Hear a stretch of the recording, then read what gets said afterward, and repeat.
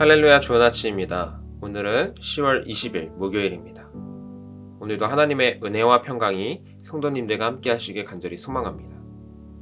오늘 하나님께서 우리에게 주신 말씀은 사무엘하 19장 7절에서 8절 말씀입니다. 제가 세 번역으로 여러분들께 읽어드리겠습니다. 이제라도 일어나 밖으로 나가셔서 임금님의 부하들을 위로의 말로 격려해 주십시오. 제가 주님의 이름을 걸고 맹세하지만 지금 임금님께서 밖으로 나가지 않으시면 오늘 밤에 한 사람도 임금님 곁에 남아있지 않을 것입니다. 그러면 임금님께서 젊은 시절부터 이제까지 당한 그 모든 환난보다도 더 무서운 환난을 당하실 것입니다. 그러자 왕이 일어나서 성문 문루로 나와 앉았다. 임금님께서 성문 문루에 앉아 계신다 하는 소식이 모든 부하에게 전해지니 모든 부하가 왕의 앞으로 나아왔다. 그 사이에 이스라엘 사람들은 모두 도망하여 저마다 자기 집으로 돌아갔다. 아멘. 다윗은 반역군 압살롬과의 전투에서 승리한 후 다시 이스라엘로 돌아오게 되었음에도 불구하고 슬퍼했습니다. 왜냐하면 반역군 압살롬이 자신의 아들이었는데 자신과의 전투에서 죽었기 때문이죠.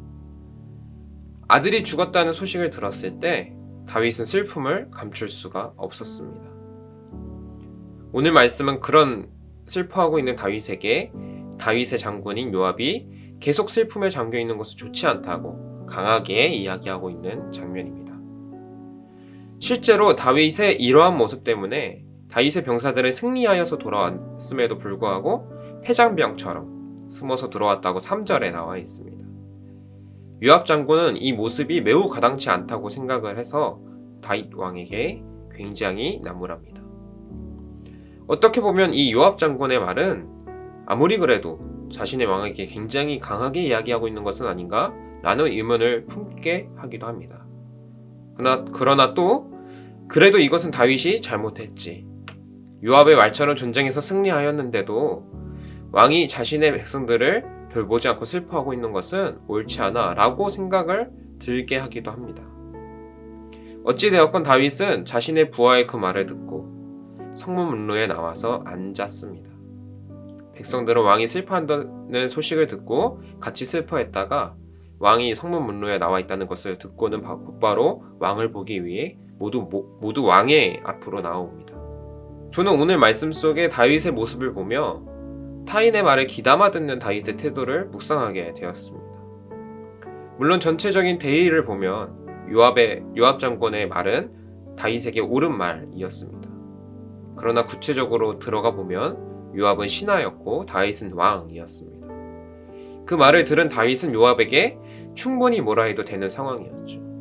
심지어 다윗은 이미 요압에게 불만을 품어도 마땅한 상황이었습니다. 왜냐하면 다윗은 아브넬과 화친하고자 했을 때도 요압은 아브넬을 찾아서 죽였고 또 자신의 아들 압살롬이 비록 죄를 졌지만 그 목숨만은 너그럽게 여겨달라는 그의 당부를 무시하고 아들을 서슴없이 죽인 것도 다윗에게는 큰 상처가 되었을 것이기 때문입니다. 그러나 다윗은 그럼에도 불구하고 요압의 말을 귀담아 듣습니다. 그리고 요압의 말대로 행합니다. 이러한 다윗의 모습은 사실 오늘 말씀에서만 보여지는 것은 아닙니다. 사무엘 상하에서의 다윗의 모습을 보면 항상 다른 사람의 말을 귀담아 듣는 다윗의 모습을 볼 수 있습니다. 그리고 사람 한 사람 적이든 아군이든 겸손하게 진심으로 사랑합니다. 저는 여기서 깨달았습니다. 하나님이 세우시는 왕은 일을 잘하거나 잘생기거나 똑똑하거나 모든 것이 완벽한 왕을 세우시는 것이 아니라 한 영혼을 진심으로 사랑하고 항상 주님이 주신 겸손한 마음으로 모든 것을 대하는 사람, 이러한 사람을 왕으로 세우시는구나, 이것을 깨달았습니다. 다윗을 객관적으로만 보면 얼마나 문제가 많습니까?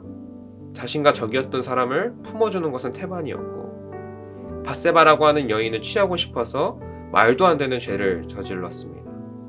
또 전쟁에서 승리한 군인들 앞에서 잘했다고 칭찬해 주기는커녕 아들이 죽었다고 슬퍼하고 있는 모습을 보면 솔직히 요압 장군이 당장에라도 다윗을 죽이고 왕이 되어도 할 말이 없을 것 같은 장면들이 많이 보입니다.